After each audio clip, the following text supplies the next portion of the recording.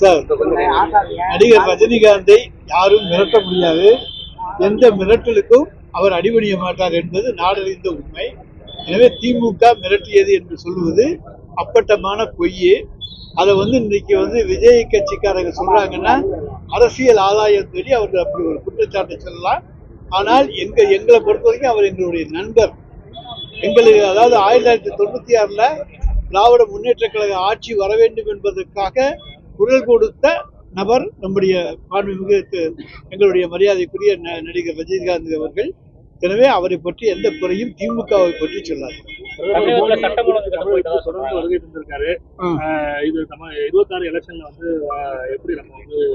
இந்தியாவில் இருக்க மக்களுக்கு சாப்பாட்டுக்கு கேஸ் கொடுக்க முடியாத மோடி இந்தியாவை காப்பாற்ற போறாரா? அமெரிக்காவுக்கு அடிமை சாசனம் எழுதி கொடுத்து விட்டு இன்றைக்கு என்ன பண்றாரு? நாங்க அமெரிக்காவினுடைய அடிமைகளாக நம்மளை எல்லாம் வைத்திருக்கிறார். அதுதான் அவர் இந்த 11 ஆண்டு காலத்துல செய்திருக்கிற மிகப்பெரிய சாதனை என்று சொல்ல முடியும். அதை தவிர வேற வேலையே கிடையாது. அவங்களுக்கு சட்ட ஒழுங்கு நல்லா இருக்கு. இந்தியாவிலேயே சட்டம் ஒழுங்கு பாதுகாப்பாக இருக்கக்கூடிய மாநிலம் தமிழ்நாடு தான்.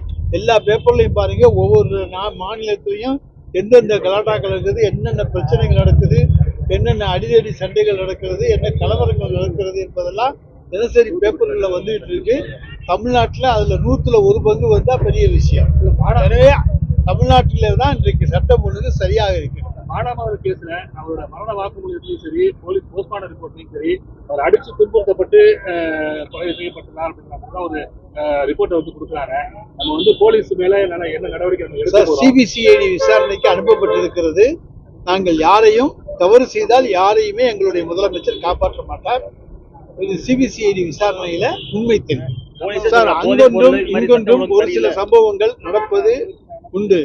ஆனால் இந்தியாவு என்று எடுத்துக்கொண்டோமே ஆனால் இங்க இருக்கக்கூடிய மாநிலங்களிலேயே சட்டம் ஒழுங்கு சரியாக இருக்கக்கூடிய மாநிலம், பாதுகாப்பாக இருக்கக்கூடிய மாநிலம் தமிழ்நாடு என்றுதான் சொல்லுகிறேன். ஆக எந்த சம்பவமே நடக்கலைன்னு சொல்ல முடியாது. எஃப்ஐஆர் போட்டுக்கிட்டு தான் இருக்கோம். ஆனா இந்தியாவிலேயே தமிழ்நாடு தான் இன்றைக்கு சிறப்பான மாநிலம், பாதுகாப்பான மாநிலம். தட்டுப்பாடு இல்ல தமிழ்நாட்டுல எங்கேயும் இல்ல. போன் பண்ணா உடனே நானே தருவேன் சொல்லிருக்கிறார். சிலிண்டர் தட்டுப்பாடு தமிழ்நாட்டுல எங்கேயுமே இல்ல.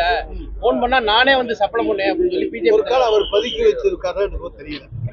தேசிய ஜனநாயக கூட்டணியை பார்த்து திமுகவுக்கு பயம் வந்து விட்டதுன்னு சொல்லி பாஜக விமர்சனம் பண்றாங்க. பிரதமர் மோடி கூட எங்களுக்கு ஏங்க பயம்? அவங்க தாங்க பயந்து ஒவ்வொருத்தரைய காலையா உறிந்து கெஞ்சிக்கிட்டு இருக்காங்க, எங்களோட கூட்டணிக்கு வான்னு.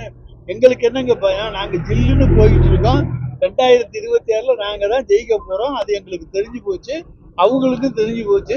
அதனாலதான் அவங்க இன்னும் இழுத்துக்கிட்டே இருக்காங்க. தொகுதி உடன்பாடு கூட பண்ண முடியாம தடுமாறிட்டு. தேசிய ஜனநாயக இன்னும் கட்சிகள் சேரும், தமிழக வெற்றி கழகம் போறோம். எத்தனை கட்சிகள் தேசிய ஜனநாயக அதாவது என்டிஏல சேர்ந்தாலும் இன்றைய திராவிட முன்னேற்ற கழக கூட்டணியை தமிழ்நாட்டில் அவர்களால் எதுவுமே செய்ய முடியாது. அதுவும் சம்பவத்துல செந்தில் பாலாஜி சம்மனுக்கு சிபிஐ வர வச்சிருக்காங்க. நாளைக்கு அது கூட ஒரு ஏங்க, ஆஸ்பத்திரியில போய் அடிபட்டவங்களை பார்க்க போன ஒன்றை தவிர அவர் எந்த பாவமும் செய்யல, எந்த தப்பும் செய்யல. ஆனா அவர் இன்றைக்கு அழைத்திருக்கிறார்கள் என்று சொன்னால் அது திமுகவை மிரட்டி பார்க்கின்ற செயலாக எடுத்துக்கொள்ளலாம். ஆனா நாங்க அதுக்கெல்லாம் பயப்பட மாட்டோம்.